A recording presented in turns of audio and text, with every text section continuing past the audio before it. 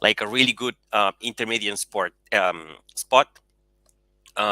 Some things are explained a little bit better. Buddhism is about metaphors, and sometimes metaphors are really hard to understand. And Buddhism so far has been working pretty well for me. I'm sorry, Stoicism has been working very well for me. And that's it. Thanks, Gonzalo. Maybe I just go around what I'm seeing. Merlin, you're the next tab over. I don't know if you want to speak. If you don't want to speak, that's perfectly fine. But introduce yourself and explain how you became interested in Stoicism or philosophy. I think we can pass over Merlin, just in case somebody doesn't want to speak. Abdul. Hello, folks. Good evening. My name is Abdul, and I'm a student in the UK, studying in the UK. And yeah, I joined maybe a year back. It's been a while. I recognize Steve. I recognize Gonzalo. Maybe I saw Phil. Yeah, a couple of times. But yeah, so glad to be back. I found out about Stoicism when I was looking on YouTube for self-control videos, and I came across some videos that are created by Stoic enthusiasts, a Stoic philosophy enthusiast, and I started getting more interested into it, and the story developed from there, starting to look for meetups about Stoicism, and I came across this wonderful and insightful group, and so glad to be here. Thank you. Thanks, Abdul. Phil.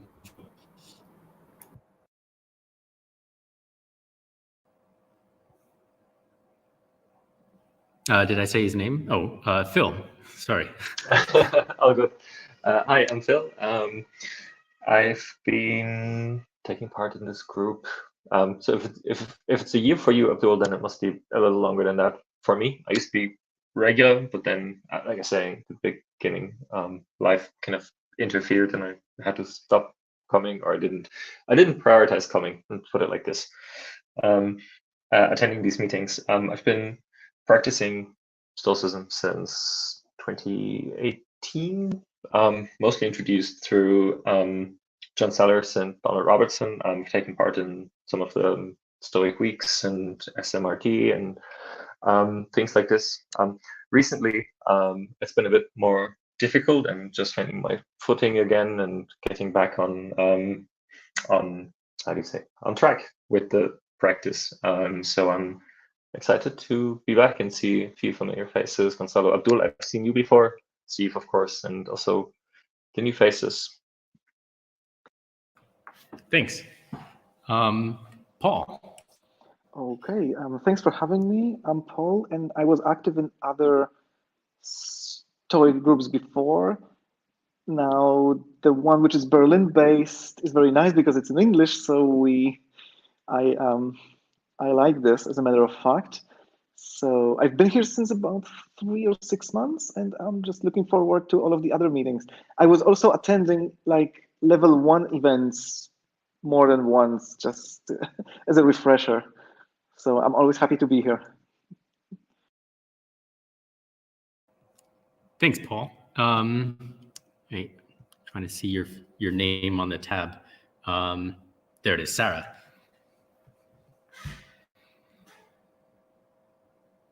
Oh, I think you're muted still. I'm Sarah, and I'm pretty new to this group.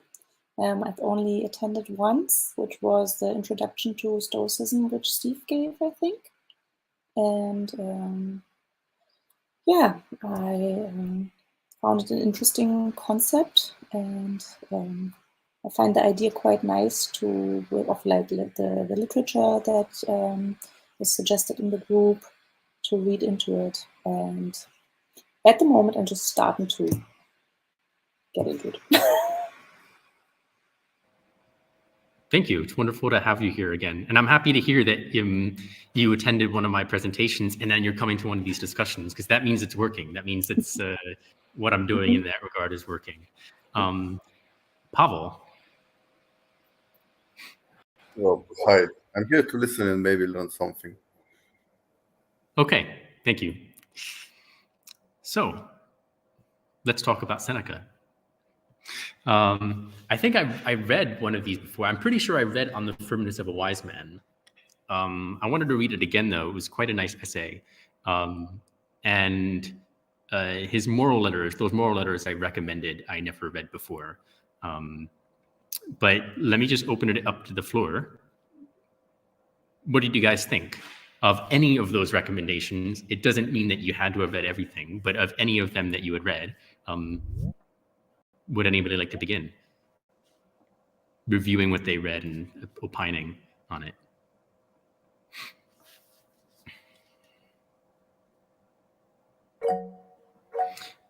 Gonzalo. Yes, for me, Seneca has always been highly approachable. I think that sometimes he uses words that might be a little bit complicated, but I feel like he's talking from a perspective of struggling to find answers and also to choose the wisest solution. Wisest solution? Okay. And I feel like he's like a fellow human dealing with a lot of things, and that also creates like this, okay, good intermediate point of view, so that I can start thinking about this under these terms. So that was kind of like my overall perspective. I really don't have too much to say otherwise. No, I'm on board with you. I can give a few examples. So I'm just looking over the On Self-Control moral letter. And when you say approachable, I think there's some really good examples here. If anybody, for example, has had a problem defining some of the virtues, because I know, so wisdom, courage, temperance, and justice, sometimes it's really hard to come by a good definition of each that the Stoics really intended. In fact, if you look at different literature, they have different definitions, or they have different ways of interpreting them or writing them. It's not this one. It's which one was it? Practicing what you preach. Yeah, so in practicing what you preach, so that's what the letter. So it's called On Practicing What You Preach. And in the third paragraph, number 5, he says, he asks himself, what is wisdom? And then he says, always desiring the same things and always refusing the same things. It's very straightforward. He gives a very straightforward definition, something that's even, I think this translation is from 100 years ago, because most of these on Wikipedia are from, you can only get them from the public domain so long ago. It's a very relatable and accessible language. Even in the translation, I don't know about the ancient Greek, of course, or even in the second paragraph. He begins abstractly. He begins awkwardly. He says, "Far different is the purpose of those who are speech making and trying to win the approbation of a throng of hearers." But then, blah blah blah blah blah. He says, "Philosophy teaches us to act, not to speak." So he says things very briefly, very succinctly, and very relatably also. Yeah, I completely agree. There were a couple of messages.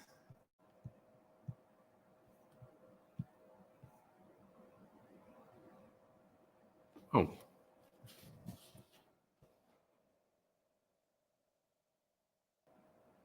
Oh, that's Jacob who wrote in there. Okay.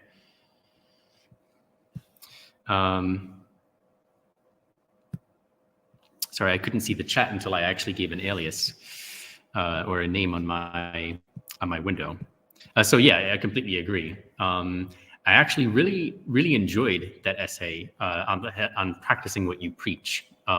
Because like you said, he actually, just like you said, Gonzalo, it's not just relatable. He almost is like arguing with himself. Like every paragraph, like the first paragraph, he may say something, but the second paragraph will open up with, yeah, so this is a good one. In the second paragraph, he says, "This I say is the highest duty and the highest proof of wisdom, that deed and word should be in accord, that a man should be equal to himself under all conditions and always the same." And then the next paragraph, he starts off with, "But who can maintain this standard?" So he's arguing with himself, almost like a self-Socratic dialogue, in order to kind of make sure his argument or his conclusion is airtight.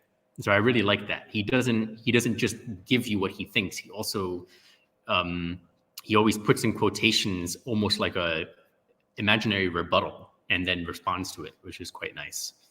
Because you're thinking the same thing along. You're always like, but wait, who can maintain this standard for all the time? But then he clarifies if you do have that problem, because nobody can be absolutely perfect all the time. So it's a nice kind of going back and forth almost. Every paragraph. What do we is mean? dialogue. What does he mean by perfect? Or is that your word? Hold on. I mean virtuous. Virtuous. So you're saying a human being cannot be virtuous 24/7? I'm sorry, guys. I removed him. He's the same person who's been coming on often, and that's one of our trolls, to use Paul's word. So I kicked him off. I already got him off the meetup group. If you see a Jacob on here, sometimes he can troll and take over a conversation for the next 20 minutes. So he's better left off this chat. So yeah, that was my short response to Gonzalo. Thank you, though. That's a great start. Yeah, he's relatable, and I like this dialogue approach. Every other paragraph is got a rebuttal and a response to that.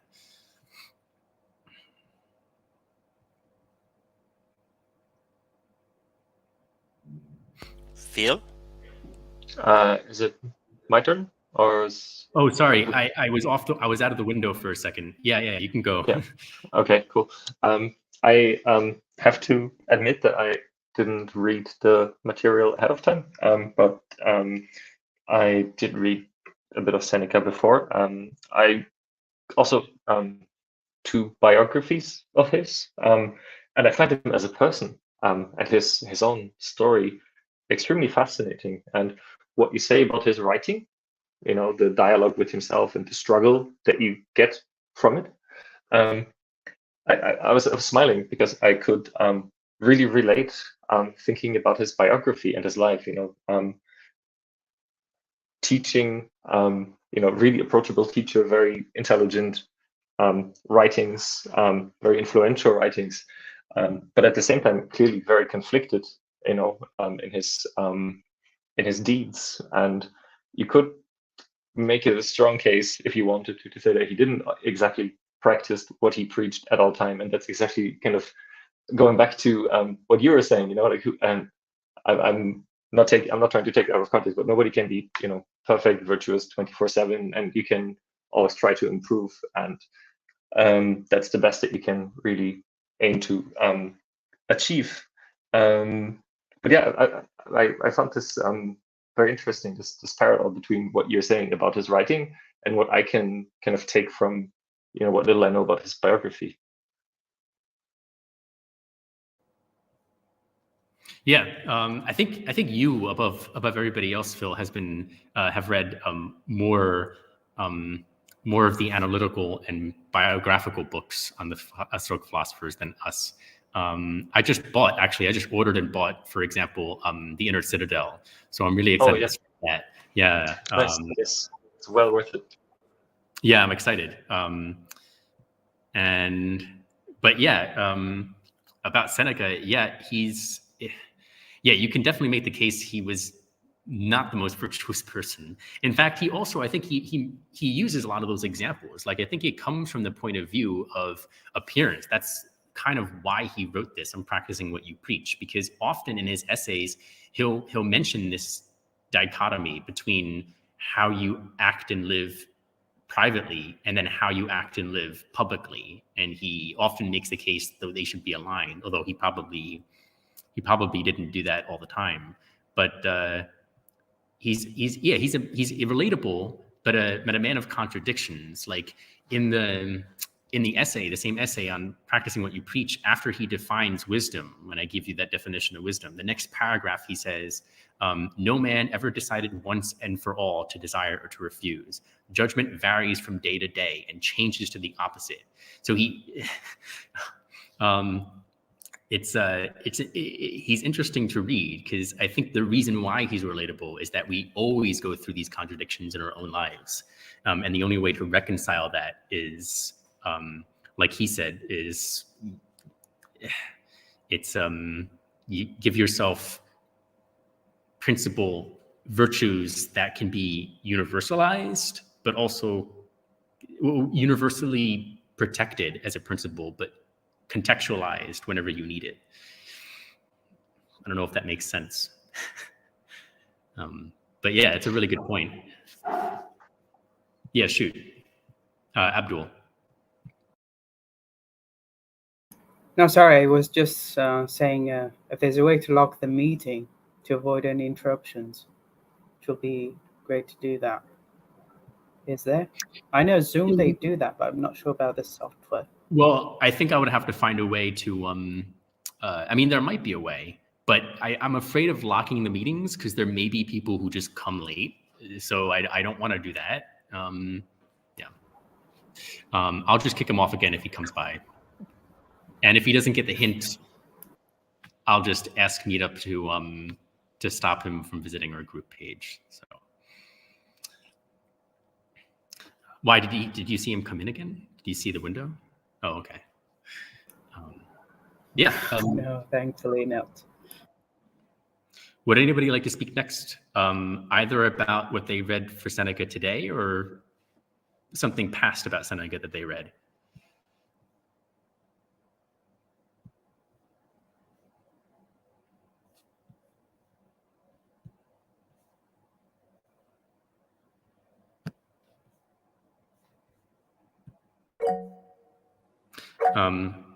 Gonzalo. I might want to try to something a little bit different. Does anybody has like something from Seneca that has like a personal impact to them? Maybe that's a better way to kind of like unleash the conversation.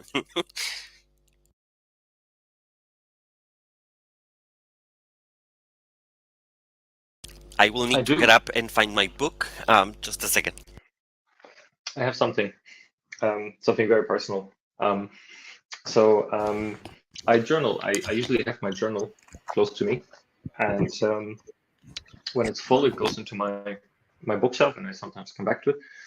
And in the first one, the first journal that I started to put like quotes that I thought were particularly inspiring on the first page. So every time I open it up, I see something that kind of gets me into the mood. And the first book, there were a lot because it was very new to me, and it was like, oh, this is a great book, this is a great book. But they were kind of the how do you say, the very well-known ones.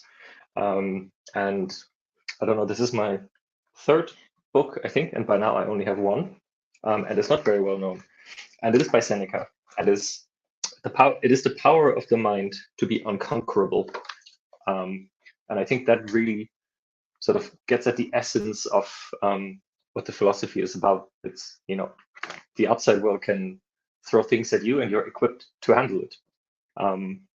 And it is up to you to maintain your integrity. And it is entirely within your control to do that. And there's nothing that the world can do to take that away from you. And I find that very, it really gets to the heart of it. It's not super well known. I can't tell you where it is from, like what book or letter, but it's always what gets me into the mindset when I open up my journal to start writing. It's a good idea. I haven't done that. There are quotes, like I have an app on my phone with that shares me a daily quote, but I never thought about actually writing it in my journal, which is quite a nice idea. That's a nice one. Yeah. Can you share that quote with us, actually? Yeah, I'll put it in the chat. Thanks. But yeah, I really like how Seneca often does this. You're right. Seneca often tells you what you're going to encounter and then how you should be able to handle it regardless. It's a very empowering philosophy. It tells you that despite everything that's around you, it's kind of oxymoronic, but consistently oxymoronic. It tells you that you basically can't have total control over anything in life. There's nothing in life that you have total control over. It just sounds dismal, but then it also tells you that actually you have every power to respond to it in any way you want. As long as you train yourself to do so, you can train your mind to respond to any adversity in any way, shape, or form. So it's on the one side a very delimiting philosophy. It tells you there's a lot of things you can't control, but then on the other side it says that's okay. That's what life is. The point is to respond to it how you like to respond to it. So it's a very empowering philosophy in that regard. It tells you realistically what you can't control and then what you can. I don't have a favorite quote. But yeah, thanks, Phil. Let's keep on. Oh, I was going to say, let's keep on Gonzalo's prompt. Let's keep going. If anybody would like to share anything or any way how Seneca, whether quotes any of his essays at whole or any of his texts or words or life biographically have impacted you personally. I couldn't see who raised their hand. Me, sorry. Mine is coming from one of our book of the month, which is the Practicing Stoic. It's in Epistles.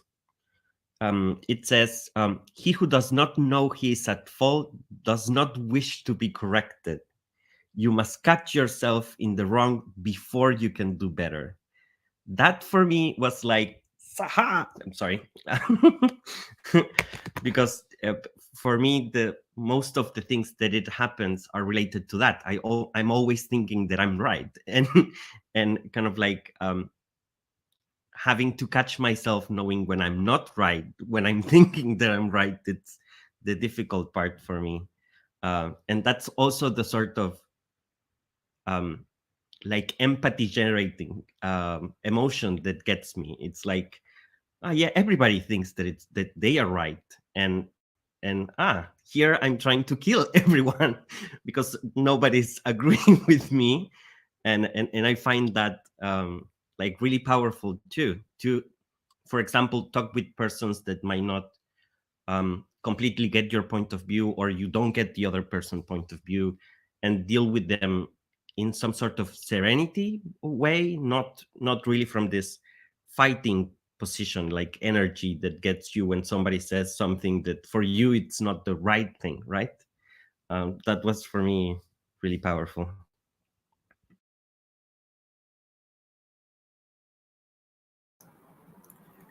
That's great. Gonzalo, can you type it? Thanks. Sarah.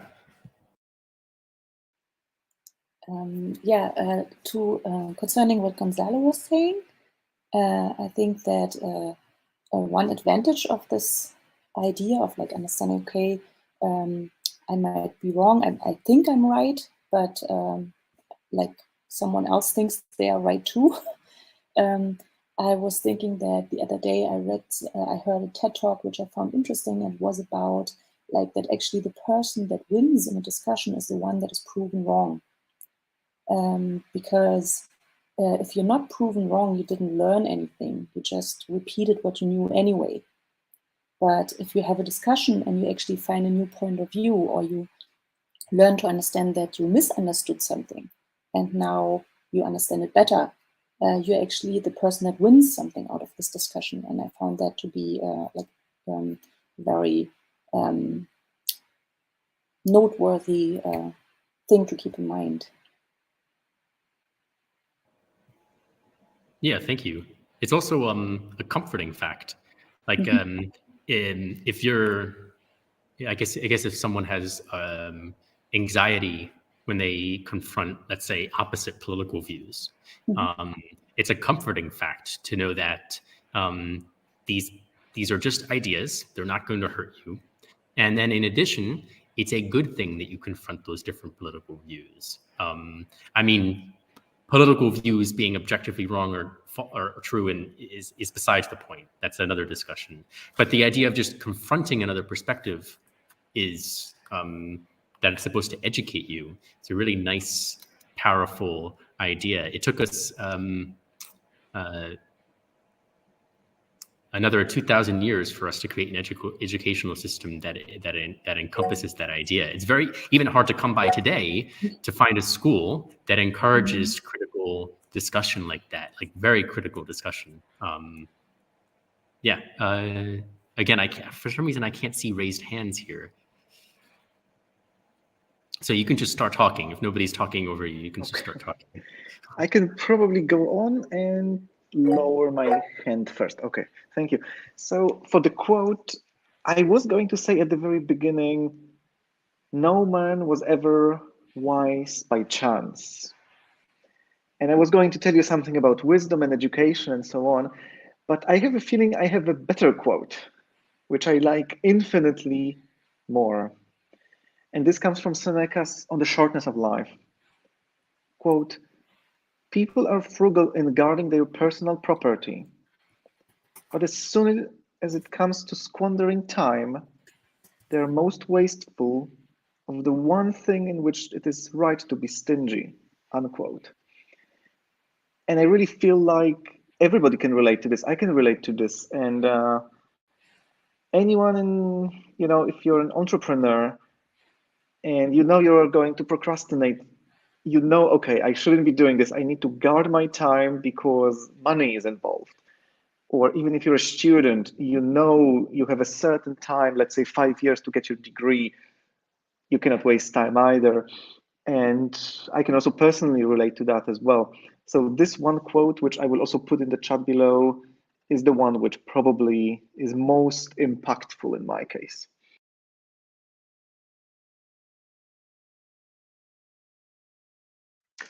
I struggle with this so much. So thank you for sharing that. I think there's many different varieties of this quote, but that's again a very Seneca way of expressing it. Like it's really to the point, very eloquent, and very memorable as well. There's another of his qualities. So thank you for sharing that. Yeah, thank you, Paul. I just quickly comment before Gonzalo goes. I do like the way you're right. It's a very common refrain that Stoics make. You can find it in the Meditations. You can find it in Epictetus. Don't waste time because the door is always open. You can die at any moment. So you must take the time now. And sure, you can take some time to relax as long as you make sure that's the time that you're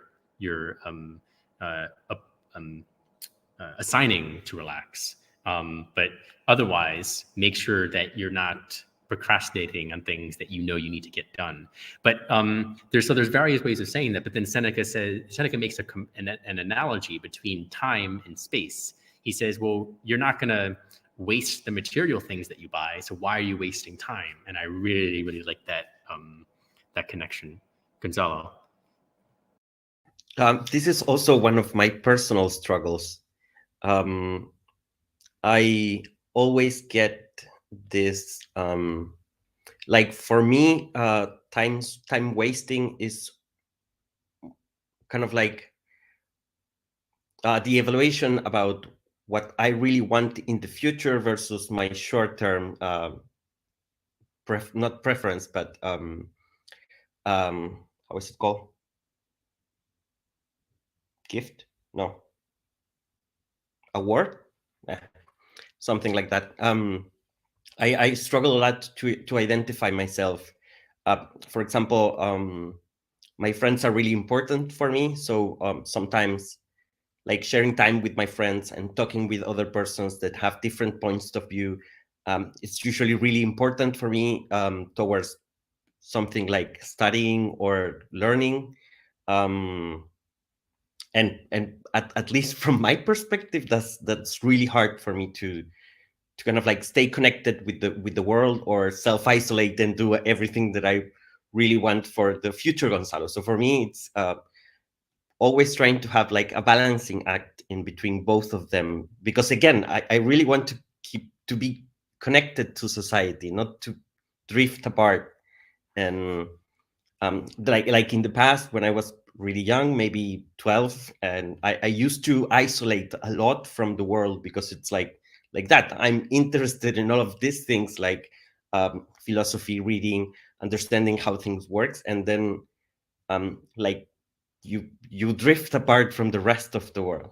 And yeah, it for me, that's a balancing act that you need to consciously make. Yeah, it's, and I'd also, I think, as Merlin mentions a good opportunity to talk about real practical examples. I like that you just mentioned, Gonzalo, that you've tried in the past to kind of give yourself rewards. I think, rewards is the word maybe. All I had to do was add a re to the word, and it worked out. So, yeah, I've tried that in the past, but it just never worked for me, because there are some times that it may work. I may look forward to the reward, but then there's a couple of things I always hate about that. For one thing, I'm never invested in the thing that I'm doing. So I always feel like whenever I'm completing a task, homework, or something for my work job, I'm always, it's like looking forward to the weekend. I'm not focused on the tasks that I'm doing in the week, and I'm not passionate about them. I'm not interested. I'm just, hey, just get over with, and then I can have the weekend. And the other thing is that what if, let's say, you have to work on the weekend? Or what if you can't have the reward? Let's say you ran out of the ice cream in your freezer because now you can't you can't have that as your reward, right? So then what if the reward's not there? So for me, it always I always fell on my back trying to use rewards to compensate for the tasks that I'm doing. It works in the short term, but over the long term, you end up having to find new rewards or new things to give yourself. I don't know what you guys have found, or if you found the same thing, or if you have an alternative that you found really works for getting yourself seated, focused, and on task. Not really sure if I have an answer, but in Atomic Habits book, one of the things that the author mentions is that you should try to focus on your identity change first, rather than on your like short thing. It's like, do I want to be the sort of person that is doing X or Y or whatever, or this sort of person is actually energized by what they are doing? How can I switch my focus into doing this thing? Is it just boring, or actually my problem? Like for me in software development, I have like this problem where usually when something is boring, is either because I have done it a lot, or because there's like a problem that I don't know how to solve. And my brain tricks me into like, let's not do that because that's hard. And I don't really want to do that. So I start procrastinate, and kind of like now I'm trying to do the opposite, which is like, okay, am I just tired, for example, because I've been overworking and I need to take a rest? Or is it just hard? And I need to, instead of moving away from the hard, kind of like seeing how can I start with this really hard thing that I need to improve. And that has been working very well for me, but sometimes it's like the switch mindset is really exhausting for me. Like I get super tired and I need to sleep a lot, and we are in winter and it's dark all the time and I'm sleeping a lot or abusing coffee. But yeah. I was just gonna say, Gonzalo, I think I find myself in a lot of what you say. So when you have high motivation, you said in the beginning you want to do and change everything all at once. I fall into the same trap, and when the motivation's gone, everything falls back to the way it was before. Also what you just said, like I'm very I function very similar. I'm still struggling with it. What works for me quite well right now is not so much a reward thing, because I'm with you on that, Steve. It doesn't really work for me, and it's like I want to do the thing because I want to do the thing, and not because there's something like an external motivation. But like I wanted to, or I needed to come from within me, if that makes sense. Like yeah. So what's really working well for me right now is to just start the very first thing after coffee. I can't do anything without coffee, but after I had a coffee, just to do one thing off my to-do list that I would normally push down, like procrastinate on, like things that I find uncomfortable, annoying, difficult, whatever. And then that gives me a tremendous amount of energy, and I can do almost anything after that, because like the most annoying thing is already out of the way, and everything else is like, I've already done this. Like I can, like this morning, before 10 a.m. I knocked like 8 or 9 things off my to-do list, which normally would have taken me the whole day. And I was like 10 a.m. and I'm already done with most of my day, and it was fantastic.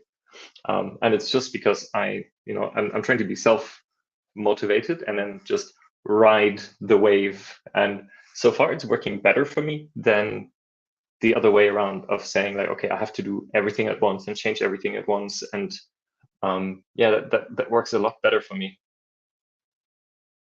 Yeah, wow. To bounce off what you just said, I've always if I don't set an alarm, even on the weekends or on a day I'm off, I will sleep until 11 or 12. It's just going to happen. But I found actually, even if I tell myself, and maybe there should be a day when I just get enough sleep, right? Or I go to bed early, and that I try and make sure of. But if I wake up, in converse now, if I wake up early enough, if I wake up by 8 or 9, not only do I have more time to finish things, in the morning, my mindset is already, I have to do something. Like you said, like it's by the time the afternoon, the evening rolls around, I may do a few things. I may go shopping for groceries and et cetera. I may do a few tasks. I may pay the bills that I need to do, but I'm not really in the mood to do work. So if I get it done in the morning when I'm still trying to get awake, actually it's kind of a good thing, because I feel already in work mode at that point. There's something else I wanted to say back to that Gonzalo made me think of.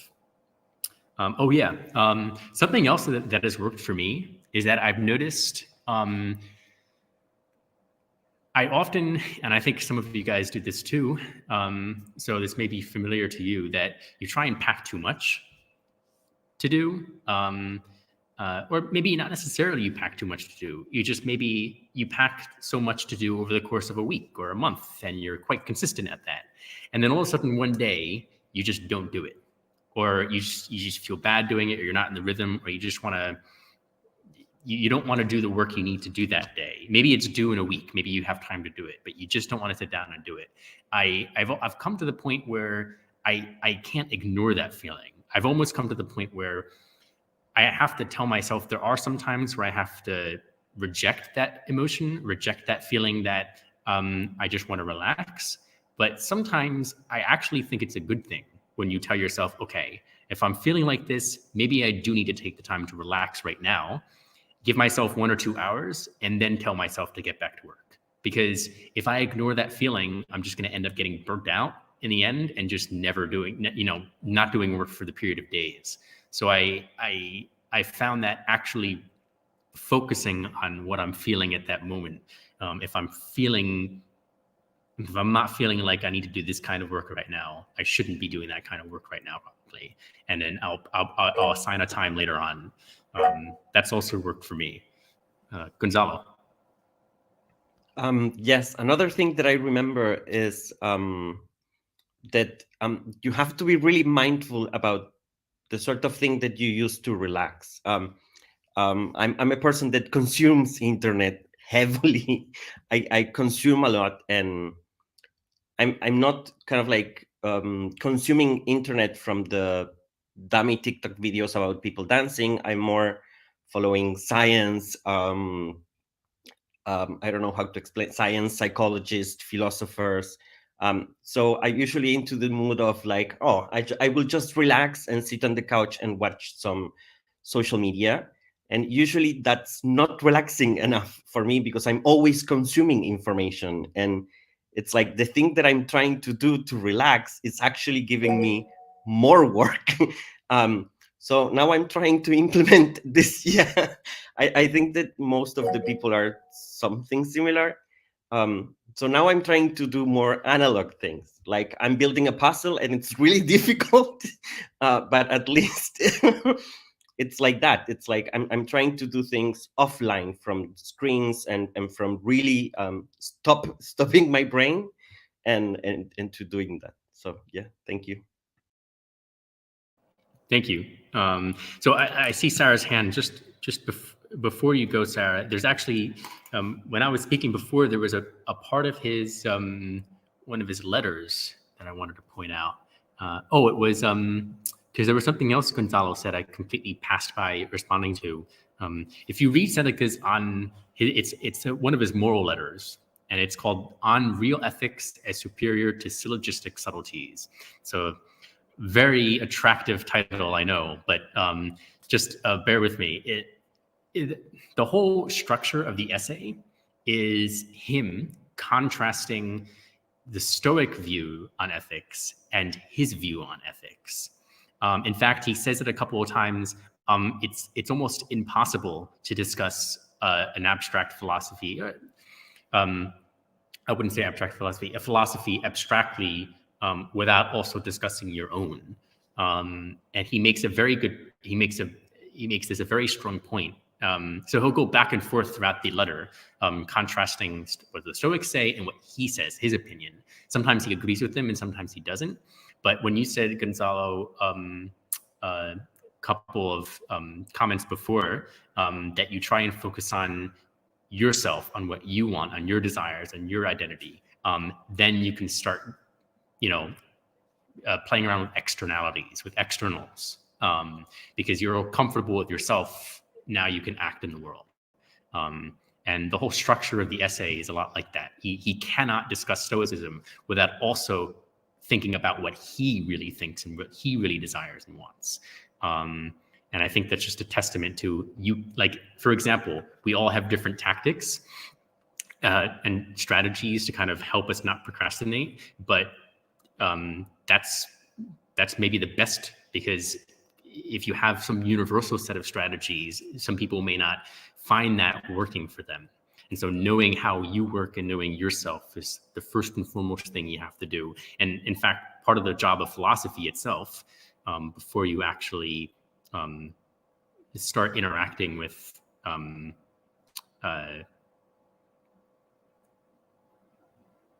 start interacting with external, start interacting more with other philosophies. You need to start cementing what you believe first. Sarah, go ahead.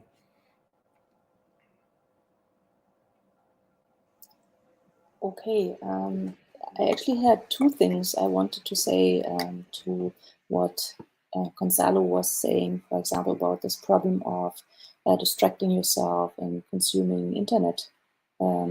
That I think that, especially for procrastination, what I found, there are like two things that I found important for myself.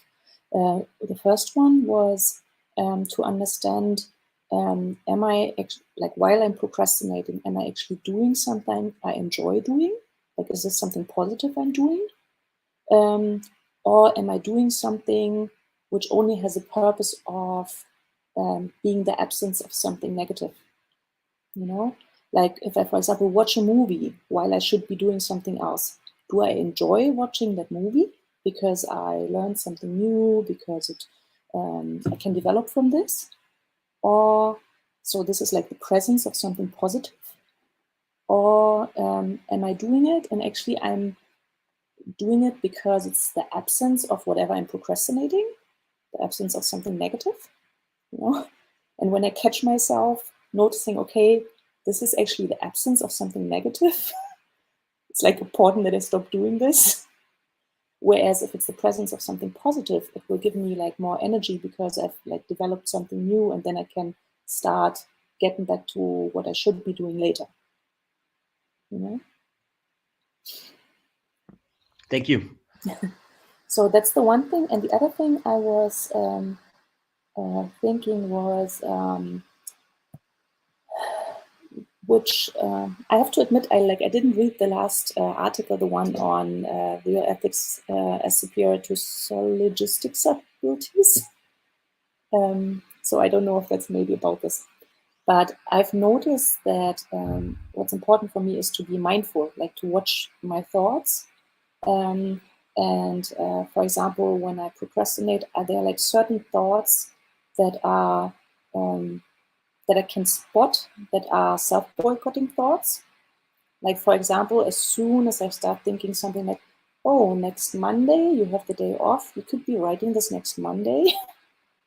This is something that I've learned, this like typical self-boycotting thought. If I catch myself doing this, I should stop straight away doing that and get back to what I'm supposed to be doing. You know, so I believe that being aware of what you're thinking in that moment, and being able to analyze this, is this something that is actually helpful for me or not, is a very important point. Actually, you gave me an idea, Sarah. We've been writing down quotes that help motivate us or help inspire us, help empower us, or help us understand ourselves.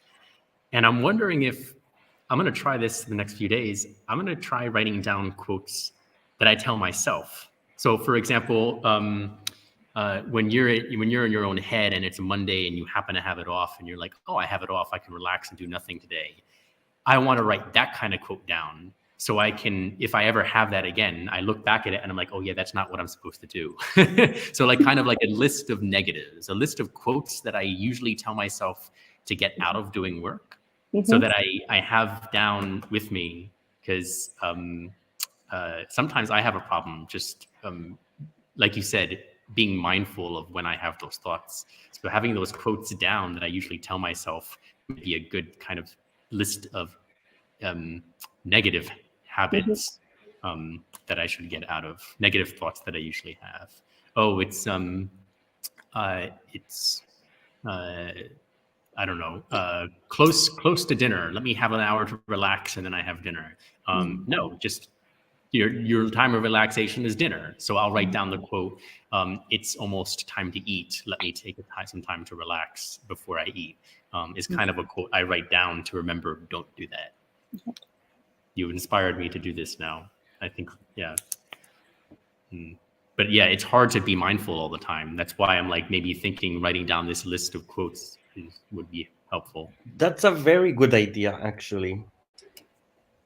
For me, sometimes it's hard also to, because I'm consuming knowledge from the internet. Sometimes it's hard for me to say something like Sarah just mentioned, like, oh, I'm chasing the absence of the negative or the uncomfortable actually doing this task that it will create all this negativity. So I'm just like filling this space with this thing. So for me, it's kind of like a weird. My brain has this weird logic that sometimes it's really hard for me to view from that perspective of like, because of that. But yeah, that's a really good thing. Thank you. We'll call it a don't do list. Don't do list, like a to-do list. Don't do list. Because actually that's something you don't see in the Stoics too often. I don't know about you guys. I don't know what you've read, but I can't quite place if there's I think Seneca does this more often than the others, where he'll say something negative as part of his rebuttal. So he'll say something positive, something that he's affirming is true, and then he'll say something that's negative, and then respond to that negative. Let me try to find a good example of it.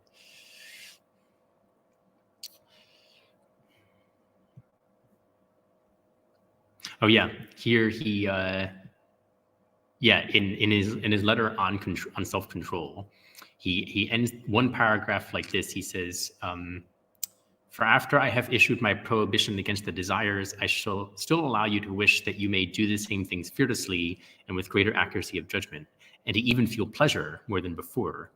And then, so that's something positive, that's something empowering. And then he says, but it is natural for me to, and he'll always put the things in negative in quotes, but it is natural for me to suffer when I'm bereaving a friend. It's also natural to be affected by men's opinions and to be cast down when they are unfavorable. Things that we tell ourselves, like, but what he said to me was terrible. But then he'll say something the opposite. I think actually Seneca is actually a really good model for this. Yeah.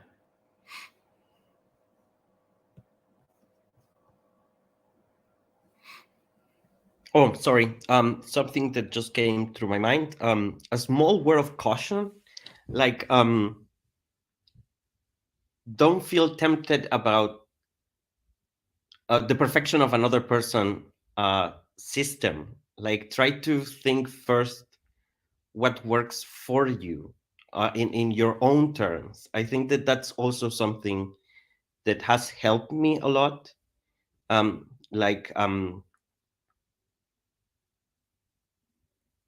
The struggle that came from understanding what are the things that I needed, instead of saying like, this system is perfect, it will not fail, sort of thing. Usually that thing is, it's like one of the first red flags for me. It's like, oh, the grass is not greener on the other side. Figure out how to water your own grass first, and let's start from there, sort of thing.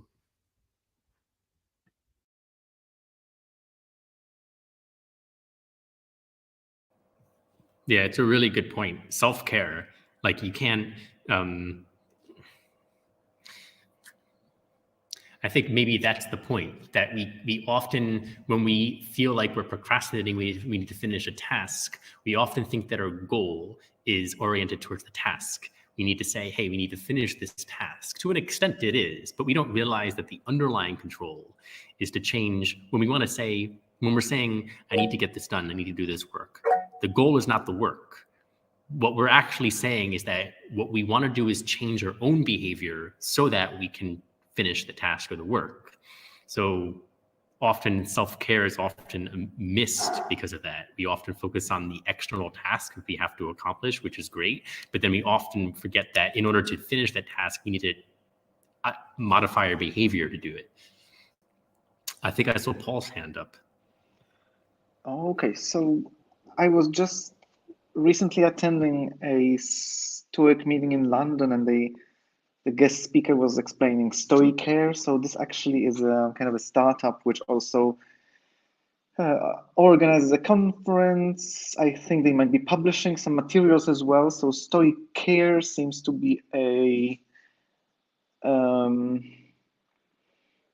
active community of Stoics that focuses on mental health, well-being, etc. So I thought it's good to mention and advertise as well. You might find it interesting as well. Yeah, thank you. That looks really interesting. Stoic care. Yeah, it's actually a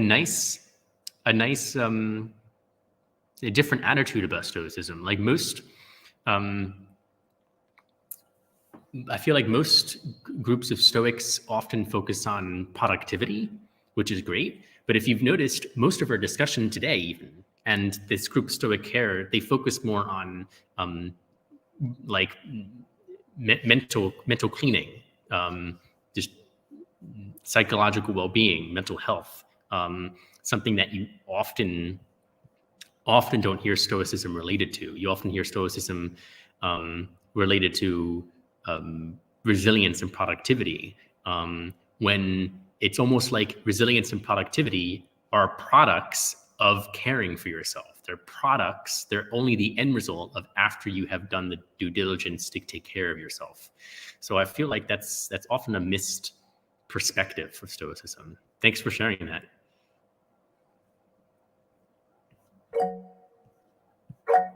this actually might be useful for me. Sorry, I just saw a hand up. Just to mention, I see some useful material for me maybe, because it has a whole page for teachers, and it says teachers are natural Stoics. Learn more about applying Stoicism to your classroom. So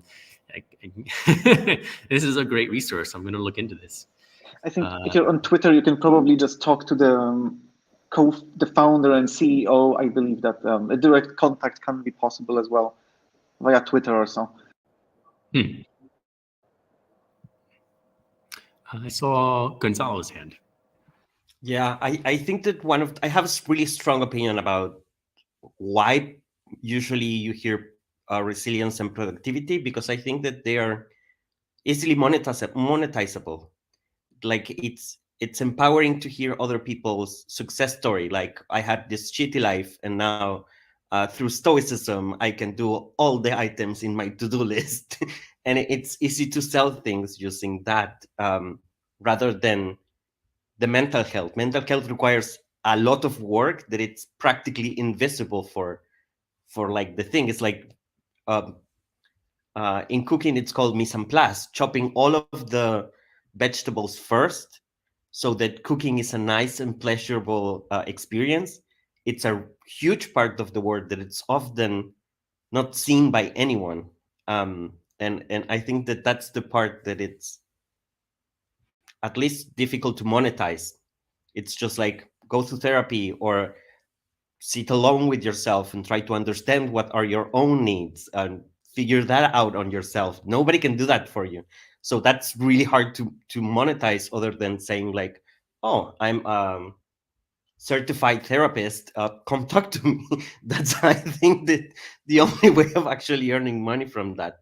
And sometimes not even therapists are earning enough money, right? But I have a really strong opinion about that one.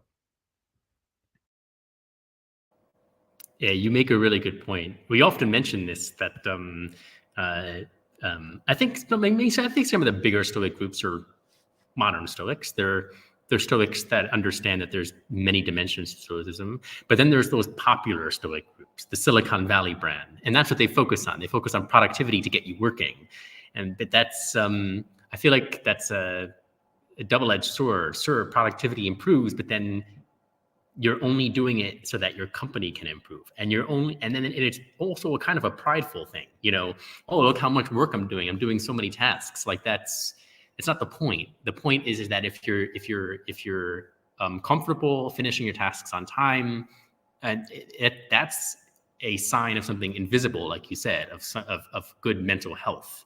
I mean, if you're silent and you're doing your work quietly and then go home, okay, well, there may be some people who have mental problems that don't talk about it. But overall, pride is kind of an opposing virtue to Stoicism. You don't want to tout how many tasks you're finishing or how productive you're being. I actually wanted to, so I'm always trying to relate this back to Seneca and some of his writings, hence the topic for today. And I just wanted to also quote Seneca in his On the Firmness of the Wise Man, part 5. So if you look on Wikisource, it's On the Firmness of the Wise Man, part 5. I'll copy and paste the quote. It says, all injury, let me copy it first. A long one, but it's the whole paragraph. So just focus on the first part. All injury implies a making of less that which it affects, and no one can sustain an injury without some loss either of his dignity. Blah, blah, blah, blah. But the wise man can lose nothing. He has invested everything in himself, has entrusted nothing to fortune, has his property in safety, and is content with virtue, who does not need casual accessories. For virtue, as having attained to the highest position, has no room for addition to herself. He starts talking abstractly about virtue, but he begins talking about virtue by talking about a wise person is defined as one who knows himself, who has invested in himself first before investing in other people or other things. He has invested in maintaining mental health and virtue and character before he goes out in the world. And I think it's just, again, it keeps hitting home the point we've all been making, to focus on your mental health first before you move forward. But he connects it with virtue, which I really like, is that you need to first, as a Stoic, to be wise, courageous, temperate, and just. Make sure you've invested in these virtues in yourself, and then you can go forth and go out in the world, interact comfortably without feeling like adversity is going to get in the way of you living.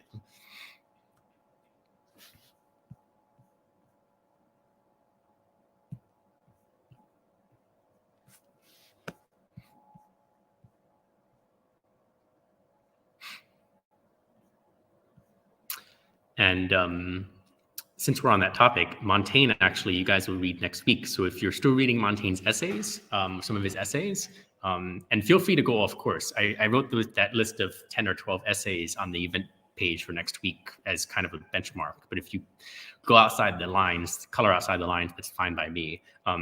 He does the same thing. He actually writes, Montaigne is in his introduction, writes to the reader that he's not writing it for anybody else. Like his dedication page, he makes it very explicit. I'm not writing for you. I'm not even publishing for you.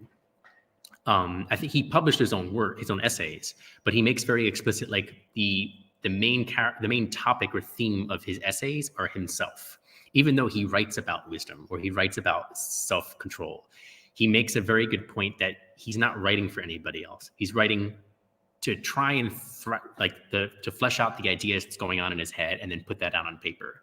And that's what he's doing in his essays. Similar to Seneca, it sounds like he needs to take care of the conflicts and mental disagreements he has in his own head before he starts debating. I don't want to say before he gets out in the world. I mean, we need to, as a Stoic, you don't want to remove yourself from the outside world. The whole point of Stoicism is to help you deal with when you go outside in public. But he places a high priority on fleshing out the ideas going on in his own head. And that's kind of a big purpose for him, for his essays. He makes very explicit in the beginning is that my point is not to try and convince you. My point is not to write a big philosophical treatise on some big topic that's objective and abstract. It's subjective, not because everything is subjective. It's subjective because he's coming from the point of view of trying to resolve inner conflicts, which I think find really reassuring almost. Not so much empowering, but reassuring that if I have a conflict in my own head and I'm trying to flesh out some ideas I'm conflicted over, or feelings or goals in my life that I'm conflicted over, fleshing them out in my head or on paper, even as a journal, like Montaigne and Seneca does, it's like the first and foremost thing you have to do. Mental health, and then beyond that.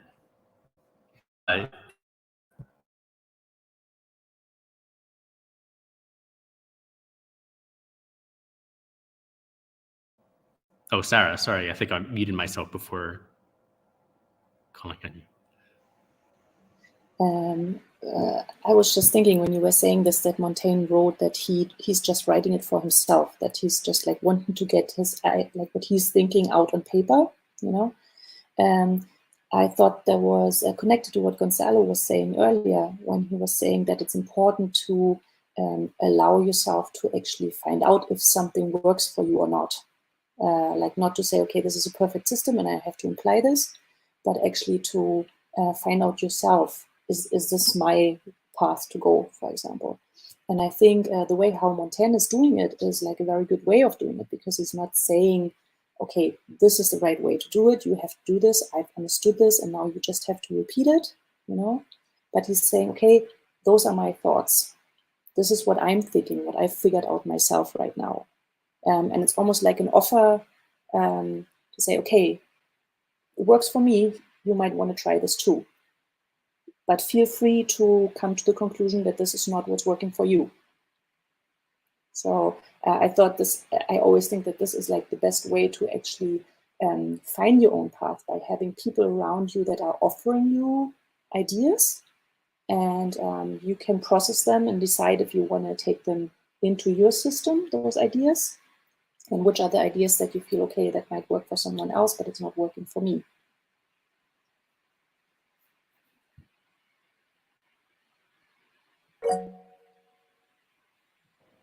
Yeah, you make a really good point, Sarah. Oh, sorry, Gonzalo.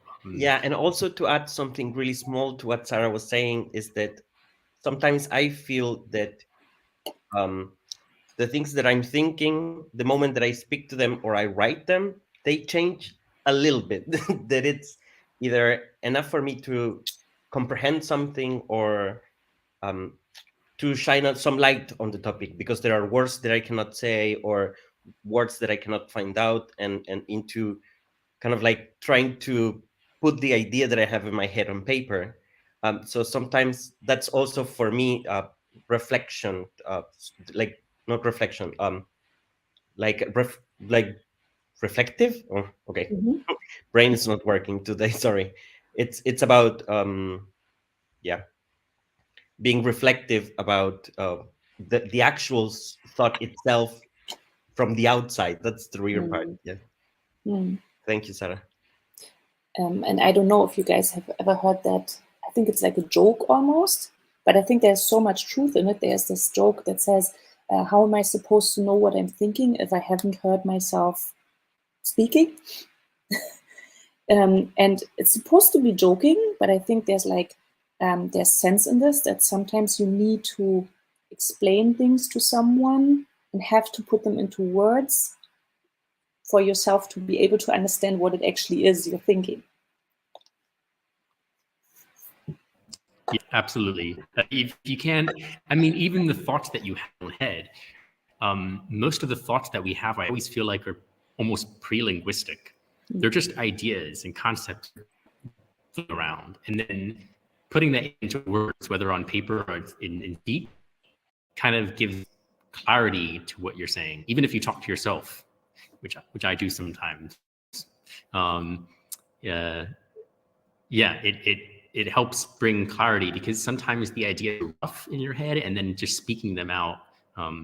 Also, if anybody's ever taught anything, so if you've ever taught a workshop, if you ever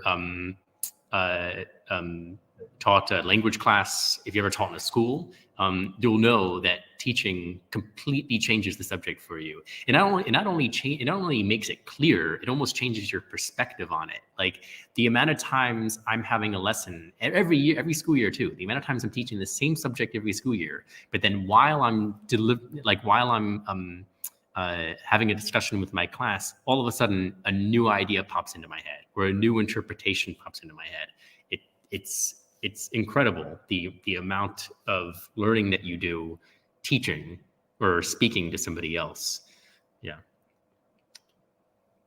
That could be a, this is right around the 8 o'clock mark. I did set the event for 2 hours. It has been a while since we met, so I thought setting it for 2 hours, we keep going, unless anybody feels like they have to go soon. It's up to you guys. If most of you want to stay, we can stick around for another half hour, because there may be another segment we can go into.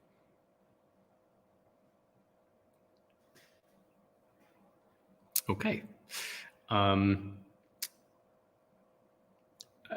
actually been thinking about, now that you mention it, maybe would be worthwhile in the future, because we wanted to have more often kind of devil's advocate debates, kind of going back and forth between opposing ideas. But maybe we do more of that on a more personal level. Maybe we don't have to necessarily have like a formal debate, two sides. We can come to there could be a meeting we set up in the future where we come up with our own problems or conflicts that we're trying to resolve in our head, and then ask and then present that problem in the meeting for maybe one of the first times. Maybe we make as a requirement almost that it's something that we haven't yet fleshed out in writing or in speech yet, so that we kind of get used to the idea in the meeting of explaining it to somebody else for the first time. and then we can slowly start discussing wholes or responses or different perspectives of what you're discussing. I don't know what you guys think of that, Gonzalo. For me, it's a little bit difficult to understand. Like from the perspective of, I've been struggling with this sort of idea. My inner monologue is saying these things, that sort of thing, or because also I feel like that will be very vulnerable for some people. Like I'm often oversharing things, so it might not be a problem for me, but I feel like maybe going to personal level might not be for everyone. Or maybe if we can frame it in a way that it's like a little bit less, there's a little bit less attachment of the self into the thing that you're trying to solve. It may be also like less vulnerable, but also helpful. I'm not sure if I'm being clear. Yeah, so you're worried that that kind of discussion would be too private or personal, like it would, like setting that up as a meaning description would imply to many people perhaps that it's required to bring something vulnerable or personal to discuss, is what you're afraid of, and then maybe asking, maybe requesting from people that they could bring something detached from themselves. Maybe I wouldn't say something abstract. They want to talk about something practical, that's great, but something practical that's not necessarily personal. Is that what you mean by worrying about somebody no, worrying about bringing up a topic that's let's personal? try to put it this way. Like the discussion that we had just now about procrastination, right? That was something that hit close to home for, I think, everybody on the meet. And we start to talk about strategies and ideas and ways of thinking about how to deal somehow with those situations. But procrastination is not something personally, like that personally, that you're not comfortable to speak, like ideas about what we will discuss. That's kind of like the questions that I'm having. Can you understand? Maybe a little better there. Yeah, so something universal that we can all connect with. You don't want to bring up a point of discussion that is unique or only interested by yourself. And you want to bring up something that, you want to bring up something that everybody can relate to. Everybody may have a problem with, but that other people have a different perspective about.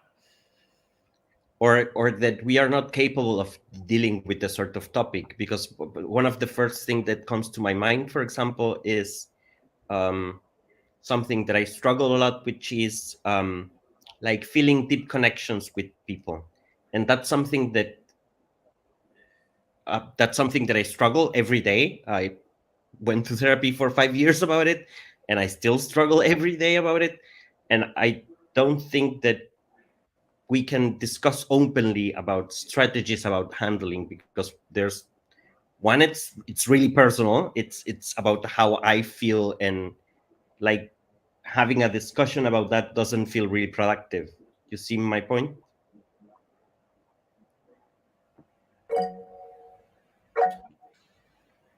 Yeah, Sarah.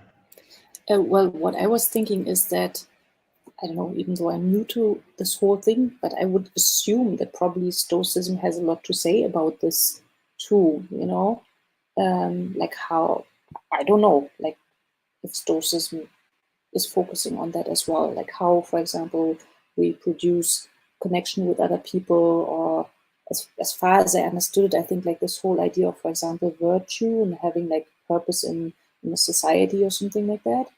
This sounds to me as well that this is connected to having interaction with other people, for example. So I don't know if I understand this right, but I was thinking that this is kind of like a middle personal level of talking about issues, that it's kind of like, it's not like totally individual, but it's not like without any real life connection either, you know? Yeah. Yeah. Okay. Now I understand more clearly. So I think what you guys are. Yeah. I wrote down something that maybe makes it more clear. We should make sure our discussion we want to bring up for discussion, debate, are contextualized yet universally relatable. That they're always going to be contextualized. That, or at least they can be contextualized. You don't have to contextualize it with your own life, but yet they're universally relatable. So it's universal, it's connected, that everybody can understand it, it's relatable. And I understand what you mean by middle ground. That's kind of the middle ground, that it's not removed from reality, removed from in practice, but that it's also somewhat abstract, so that we can kind of give different perspectives and different strategies on it. Yeah, I like that. Yeah, so okay, that makes more sense. And I also like that this discussion we've had on procrastination is a really good benchmark for in mind, because like that is going on really well.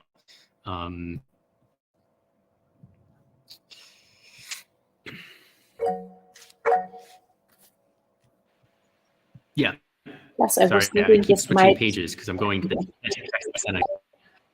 I was thinking Sorry, that this Sarah. might connect as well to what you were saying earlier on, that quote that you said about this article by Seneca, that like philosophy teaches us to act and not to speak. You know, like not just to have like philosophical theories that are disconnected from like the real life, which I understood that this is what Stoicism is all about.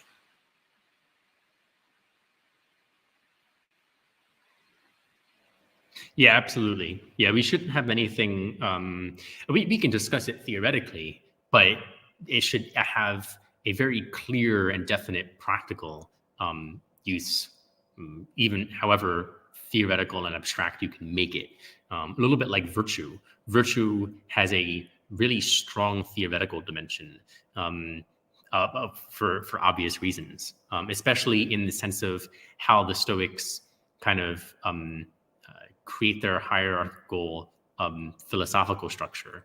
You practice the virtues, you focus on reason, that'll lead you to being virtuous, that'll lead you to being happy, blah, blah, blah. It has this theoretical structure, but it is very practical. Like this entire letter, for this entire essay by Seneca on the firmness of the wise man, is about being wise. And while that can be theoretical, the whole essay sounds practical. I'm trying to find a really good example of it. But yeah, almost every paragraph is this one I'm just looking at. Where was it? Oh, here it is. He therefore endures everything in the same spirit with which he endures the cold of winter and the severities of fevers, climates, and diseases. He also mentions that. Hi, sorry guys. In the same spirit in which we deal with boys, the wise man deals with all those whose childhood still endures after their youth is past and their hair is gray. What do men profit by age when their mind has all the faults of childhood? Children and those more advanced in age both make the same mistake. And he also makes connections to animals, to physicians. So a very theoretical subject, virtue, but absolutely practical, I think, is what we're getting at.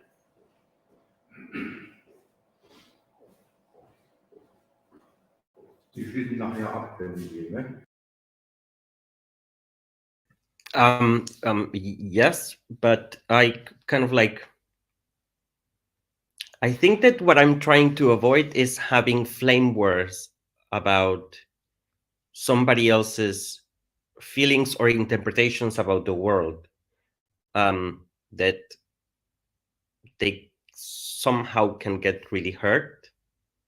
I think that that's kind of like I'm also struggling with my brain right now a little bit, but kind of like my brain is telling me that it's like we can have like a flame work or flame war, sorry, or being really hurtful sometimes about the way that we discuss some things. Not saying that it might be the intention that we are having, it's just that that could be the result of it. And like, I don't know, some people get really hurt when you say like, oh, that's not a logic way of thinking, and they get like really, their feelings really hurt. That sort of thing also. But I'm definitely open to have it. I think that it's also a really good idea.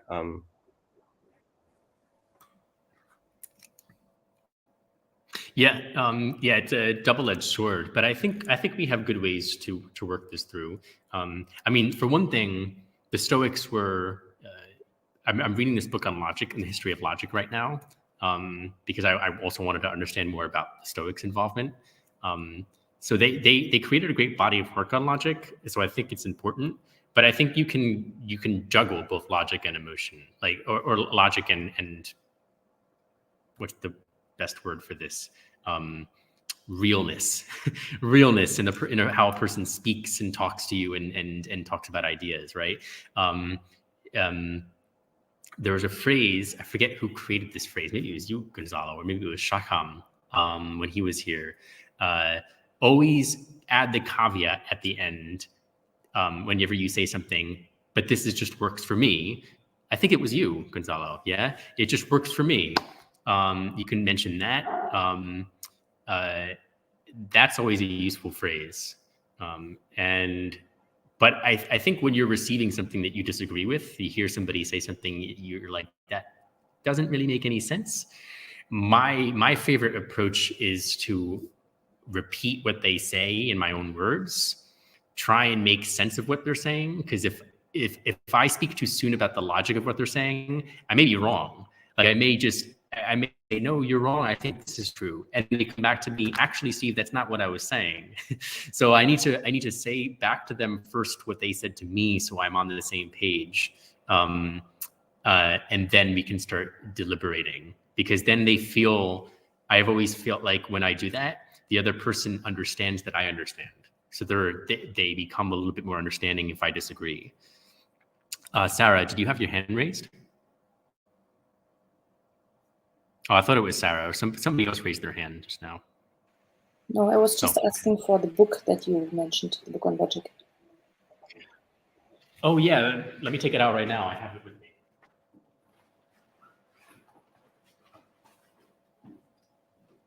I'll put the title in the chat.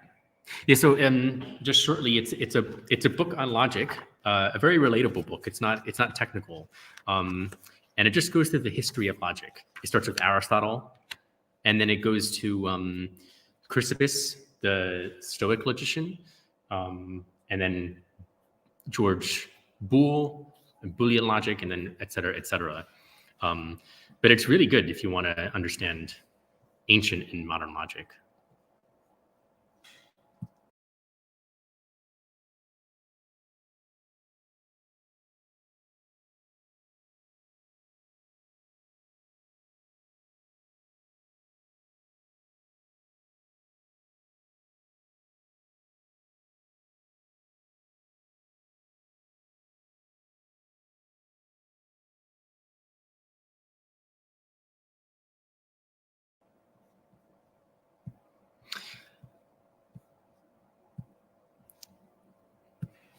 So I also find it quite amazing of how much that we can take from Seneca. The fact that he was the first of the later Stoics. If anybody remembers my presentation, and then there's this big red box on the right-hand side of like this timeline of Stoics. And so then you see where we get our texts, where we get our knowledge of Stoicism from, right? Seneca, Epictetus, Rufus, Musonius Rufus, and Marcus Aurelius. And everybody, even for me, I always take Epictetus this to be like the standard, because he writes such, or at least the notes on his lectures are such canonical, very famous texts. They're almost taken like textbooks. But Seneca is actually the first of the later Stoics. He writes before Musonius Rufus and before Epictetus. And it's amazing the depth he goes into. I mean, he doesn't write a textbook style guide to Stoicism like you see in Epictetus or even Marcus Aurelius. Seneca is just all over the place. He has a bunch of essays, a collection of letters, and he writes about everything. And I think that's what gives it this very relatable style. He's not trying to write a guide on Stoicism. He's just like Montaigne. He's just writing about himself and what he thinks and what he thinks about other people. I don't think if he didn't write these essays, we wouldn't have. Maybe we would have somebody like Marcus Aurelius who took a lot of inspiration from Epictetus, but we wouldn't have Montaigne if Seneca didn't write these things.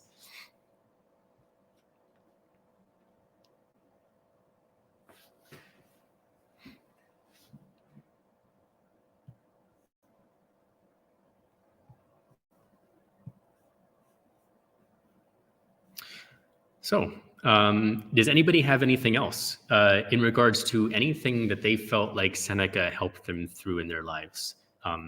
So whether it's procrastination, character, or other topics would be great. Does anybody have anything new that they feel like something Seneca said, maybe not like majorly improved their life, but something they took from Seneca that was inspirational, empowering, or something that they need to instill in them as a principle or a kind of a first rule, something that really hit home?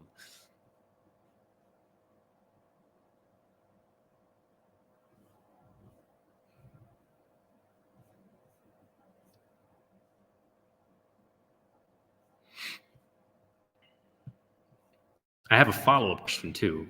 Does anybody does Seneca's personal life, his life as a Roman senator and advisor to Nero, has that impacted anybody's life? Like, for example, has anybody ever read Seneca, learned about his life as an advisor to Emperor Nero and some of the political ambiguities that he was involved in? Does anybody feel like that part of Seneca's life has devalued any of what he wrote or impacted your life in some way when you read about his life? Yeah, I would say yes on my end. As wasn't he involved in giving loans for the invasion of Britain and then making money on its profits? So that was highly questionable. These days, he wouldn't be really well received as a billionaire. So yeah, this kind of devalued my initial excitement and opinion. Yeah. So I would say definitely yes. It's a red light on my end at least. Yeah. Unless there is more to this story that I still don't know about. So it's worth to read more about this as well. Yeah, I haven't. If Phil was here, Phil reads a lot of biographies of the Stoics, and I should definitely do the same. We should definitely read a biography of Seneca in the future. But I also agree that if Seneca was living today, I probably wouldn't disagree with him. I just would ignore him. I just wouldn't think about what he says. Like, for example, if I'm going online to find to find somebody who's a good role model, I'm not gonna scroll down the page, see Jeff Bezos' name, and be like, oh, definitely him. You know, when he said that. When he gave thanks to all his employees for paying for his trip to space, oh yeah, that guy's a role model. No, absolutely not. You know, I just ignore him at this point. So yeah, I agree. It's maybe thankful that we have his writings and we don't have him in real life. I don't know how to say it exactly, but yeah. Gonzalo? Yeah, for me, I'm kind of like the one of the things that I'm trying to cope is that my brain also is doing that a lot. It's like, oh, you have this flaw, so that means that the rest of your argument is gone. And I'm also trying to avoid that because I think that that's very negative and toxic. He may be right about a lot of things, regardless of how socialist is or how bad capitalist he is. And I think that that's also something that we need to learn to do more. It's like the fact that you're right or wrong about this topic doesn't make you right or wrong about this other topic or this other aspect of your life. Said that, I do think that everybody that it has $1 billion should pay more taxes than anybody else in the world. But I just kind of like, I'm trying to also include that, yeah, just because somebody is an asshole over there doesn't mean that he's right or wrong about this topic, which is hard. It's like you have to pay attention about everything that everybody is saying, instead of like quickly sorting through them somehow. Yeah. Yes, Sarah? I find that actually a very difficult issue. Like, it's the whole question of, can you connect like the work from the author, right? From the person that writes it. Because I think in a lot of cases it makes sense to say, okay, someone might be right in one thing and they can still be wrong in another thing, But what I find difficult from what I read about Seneca, like if your issue is actually virtue and how to be virtuous and stuff, and sounds like he's in a lot of situations not stuck up to his virtues, So I think if you are actually saying something about the very same subject that you're not living properly, and I don't mean like in some aspects of life, because as it said in that article, like no one can be perfect like all day, like every day. But if you're talking actually about that subject, I think you should try to be as virtuous in this subject in your like daily life too.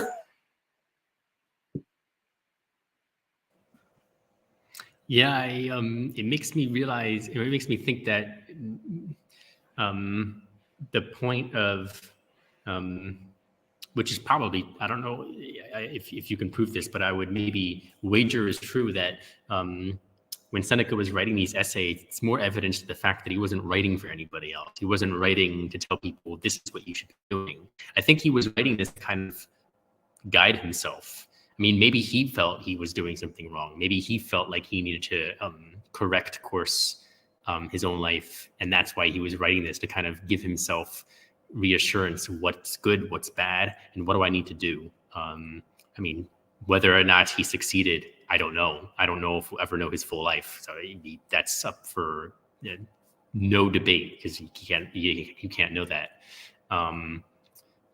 But yeah, you make a good point. I mean, like, he wasn't living up to the ideals he was talking about. But I think maybe that's also the point, that it's when you're not living up to your ideals. It's when your thoughts, your speech, and your actions are not aligned.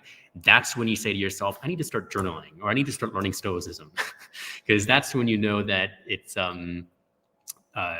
that's usually the only time that you think you need to buckle down and correct your life somehow, and better your life.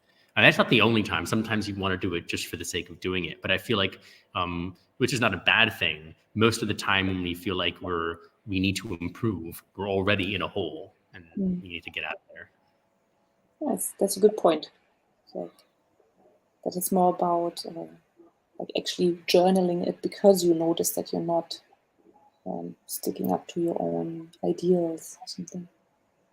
Plus, I think what Gonzalo said, like I totally agree on that as well, that we shouldn't like judge ourselves because we spot that we are like wrong in one thing and then not dare to say something altogether because we like devalue like all of our opinion or ideas.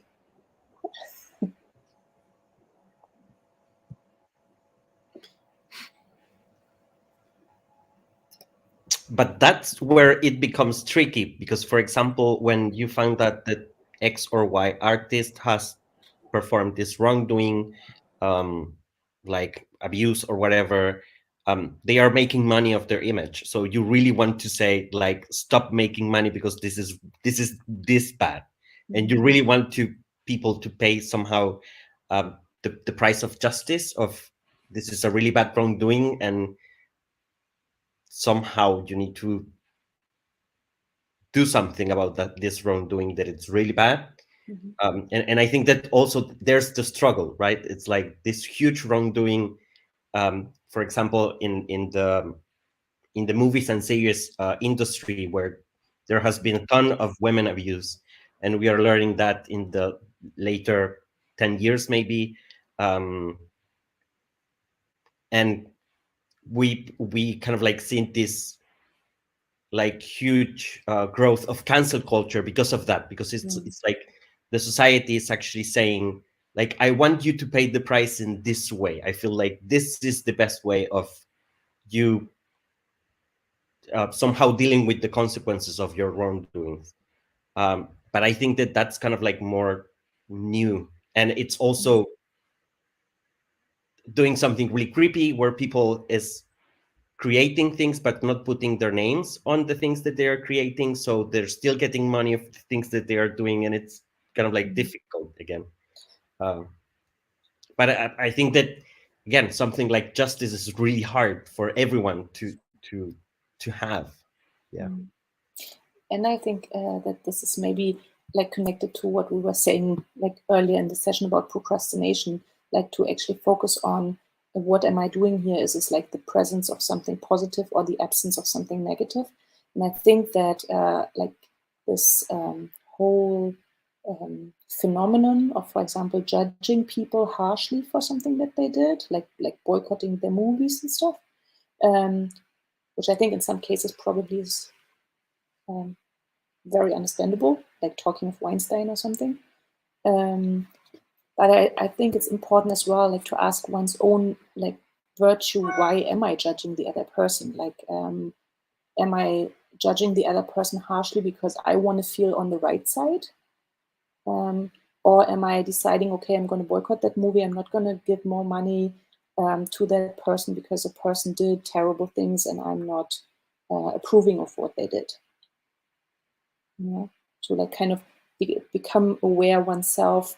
What is the purpose? Why am I doing this? Am I doing this to make myself feel better?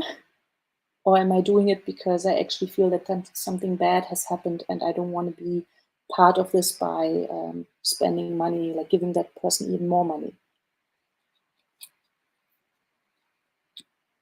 Yeah, I've seen very good ideas again on the internet about people saying like, okay, the earnings of these actors from this period to this period should go to like a non-profit organization that are really wanting to I don't know, like in the case of women, it's like women equality, like creating new jobs for women and safe spaces for women and that sort of thing. It's like that sort of action for me. It was like the key thing that we are searching, not just boycotting this industry or doing that. Yeah.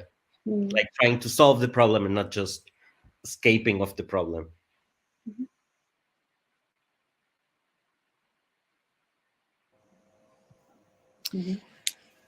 So it's around that time that I'm going to wind things down because I actually have to go by 8:30. It's grading time and teachers have to put in their grades. So before I get told by my principal tomorrow I haven't done everything yet, I have to finish that. So speaking of procrastination, next week we're going to be talking about Montaigne for our next book of the month. A week after that, though, I don't know about you guys, but I'm now quite interested in this idea of self-care and Stoic self-care. And this website, this material on mental health and Stoicism could be a useful topic to discuss. What do you guys think? And that's my contribution. That's my suggestion. Does anybody else have suggestions for what they'd like to talk about next time?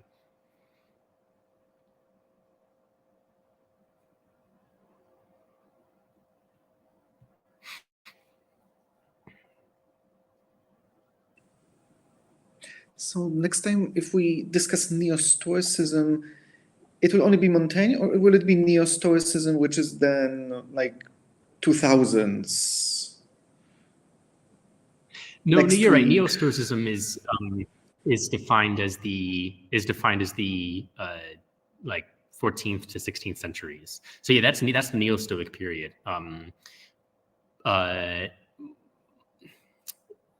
Yeah, I wouldn't call Montaigne so much Neo-Stoic because he ended up becoming a skeptic. So in his later essays, you realize he's actually, there's one of the essays that I suggested. It's called The Apology to Raymond, I forget his last name. And it's basically a response to another essay that somebody else wrote in the world. And then he argues for the idea that you can't really know anything.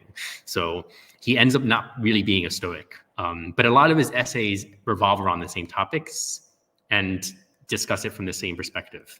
So that's going to be next week. You could find in the event details, you can find the texts that we recommend, the essays that you recommended. He wrote like over 100 essays, so don't, just read the few that maybe we recommended. The week after that, though, that Thursday is what I'm asking what you guys would like to discuss, since we already have something next week. But if you don't think of anything or don't say anything now, you can just message us in the Telegram chat and just suggest something that we could discuss in the future, because I'm open to ideas. Again, something practical that may have roots in the texts would be great, so that we can connect back from the Stoics to something applicable. But Stoic care is something that I may just put on the agenda in 2 weeks in case nobody wants to bring up another suggestion. Yeah, that's all from my end. I'm happy to see everybody came by. I'm really happy to see familiar faces. It's really nice to see everybody here. Last note, I decided not to set up any meetings in person. There's more and more teachers in my school are testing positive. We're slowly going into this inadvertent hybrid system right now when we weren't even supposed to. So because we have very few teachers.